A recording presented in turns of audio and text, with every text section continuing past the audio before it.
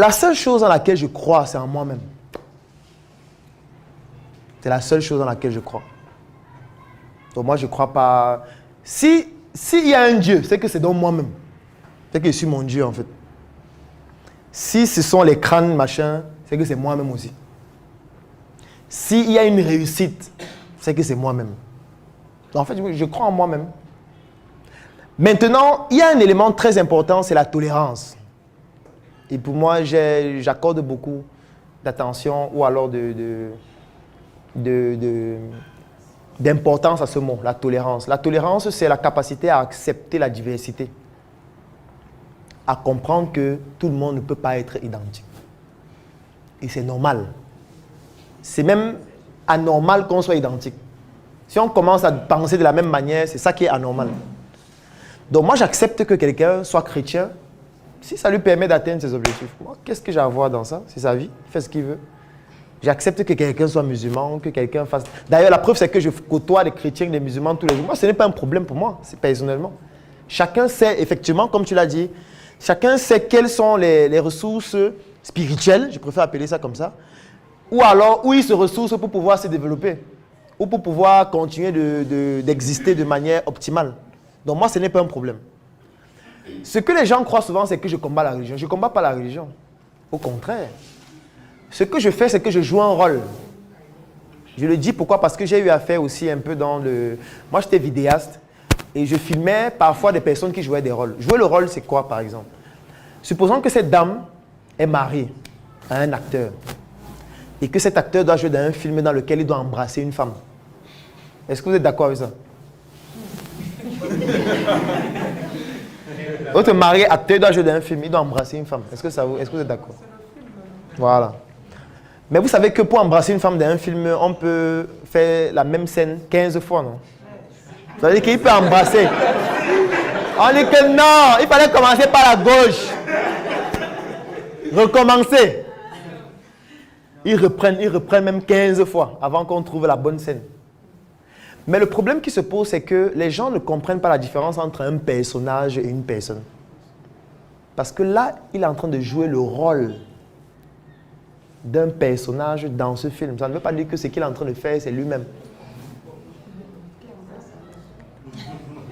Et c'est le fait de comprendre cette nuance-là. Si vous ne comprenez pas cette nuance, il y a beaucoup de choses que vous n'allez pas comprendre. Moi, quand je fais une vidéo et je la poste sur Facebook, moi, je joue un rôle. Le rôle doit être celui-là qui doit pouvoir montrer que l'Afrique aussi a sa chose à dire, a sa voix à dire. L'Afrique a aussi ses valeurs. L'Afrique est aussi puissante. Les Africains sont aussi intelligents. Les Africains n'ont aucune condescendance à avoir des autres. Que ce soit sur le plan intellectuel, sur le plan financier, sur le plan culturel, sur le plan spirituel. C'est pour ça que j'aime souvent faire des vidéos où je dis on doit sauver l'Occident. Parce qu'il y a les Blancs qui sont pauvres. Il y a les Français qui dorment dans la rue. Il y a les Américains pauvres. On doit les recruter, les aider à la Start-up Academy. Est-ce que vous savez que je suis contre les Blancs? Non. Est-ce que vous savez que je suis contre les Français? Non, je ne suis pas contre le citoyen français lambda qui subit aussi l'oligarchie. Parce que l'oligarchie, c'est un petit groupe de personnes qui dirigent et qui manipulent même les Blancs. Même les Blancs. Ça veut dire que ce n'est pas seulement une question que les Noirs. C'est une élite de... L'oligarchie, c'est un petit groupe de personnes qui contrôlent la gestion de l'État, le système. Et qui esclavagisent même les Blancs de souche. J'ai publié un petit reportage dernièrement là, où c'est un Italien qui nettoie les poubelles comme ça alors qu'il a fait des études et tout ça. Il n'arrive pas à trouver de travail et tout. Ça montre que même les Blancs de souche sont au chômage et ne savent pas quoi faire. Donc ce n'est pas seulement une question des Africains. Donc c'est ce rôle que je joue là. Et parfois, pour jouer ce rôle de manière optimale, il faut titiller les pensées des autres. Il faut titiller les pensées des autres. Quand ils prennent une image où ils mettent Thomas Sankara, et je mets la représentation en image de ce qu'on appelle Jésus, et je demande qu'entre les deux, qui est mort pour le Burkina Faso. C'est pour que ton cerveau tourne un peu. Tu réfléchis que, mais effectivement, qui est mort pour le Burkina Faso? Mais quelqu'un réussit quand même à te dire que Sankara est mort pour le Burkina. Jésus est mort pour Sankara. Par conséquence, Jésus est mort pour le Burkina. Donc, quand je suis, je dis, bon, ok, ça va. C'est pour ça que je ne commente pas les commentaires sur les publications où je parle de la religion. Je ne commente pas. Quand quelqu'un commente, je ne réponds pas. Parce que il est libre de penser ce qu'il veut. J'essaie juste de le pousser à la réflexion. Je mets la photo de Nyobe, je mets la photo de ce qu'on appelle Jésus. Entre les deux qui est mort pour le Cameroun. Chacun répond ce qu'il veut. Mais je sais que ça tourne dans la tête.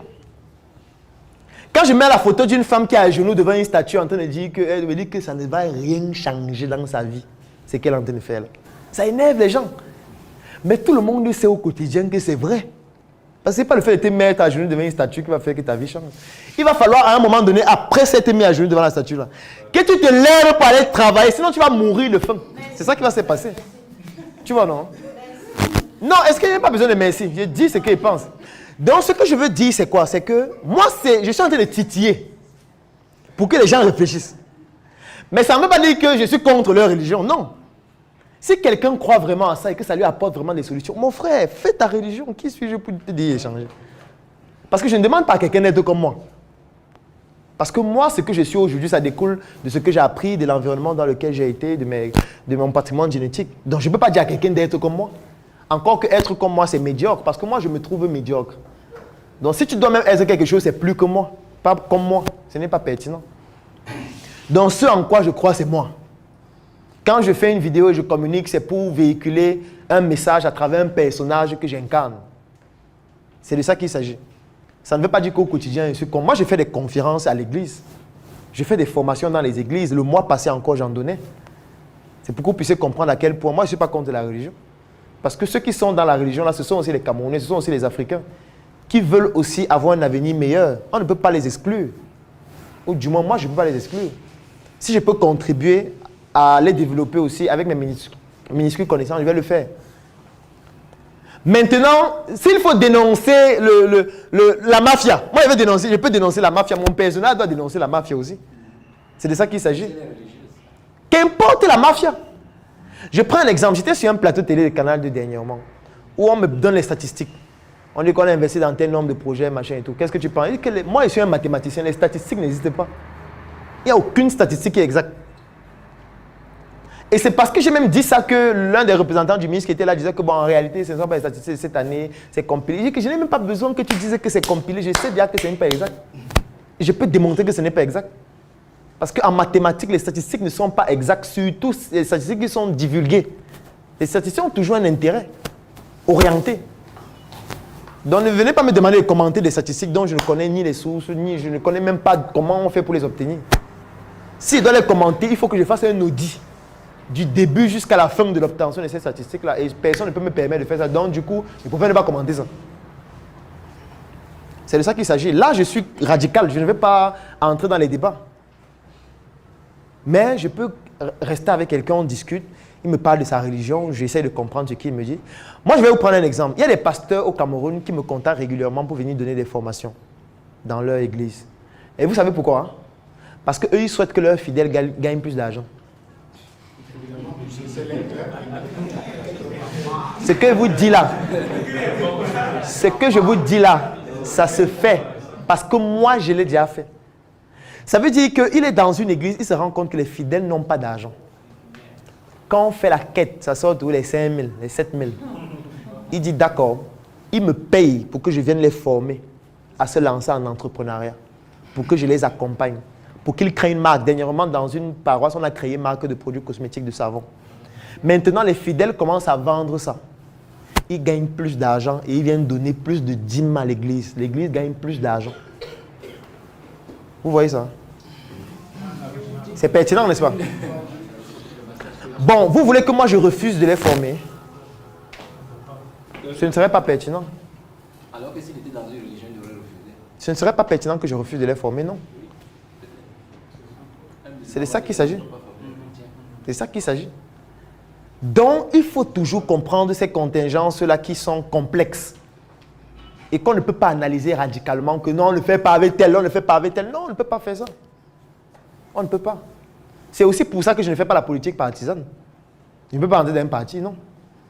Parce que s'il était venu au début, dit bon, je suis un membre du RDPC, et aujourd'hui on va parler de l'industrie, la moitié de la salle devait sortir. Je dis que bon, ça va, ça va. Si tu as aimé cette vidéo, alors tu vas adorer mon coffret VIP. Le coffret VIP, c'est 200 heures de vidéos, 17 formations pour te permettre de plonger en immersion dans l'univers entrepreneurial et développer tes performances.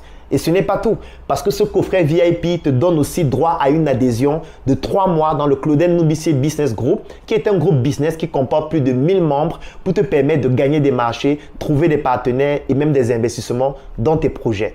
Si tu es intéressé par cette opportunité, clique sur le lien dans la description de cette vidéo ou tout simplement contacte-nous afin de pouvoir bénéficier de cette opportunité exceptionnelle. Rendez-vous dans le Claudel Noubissier Business Group.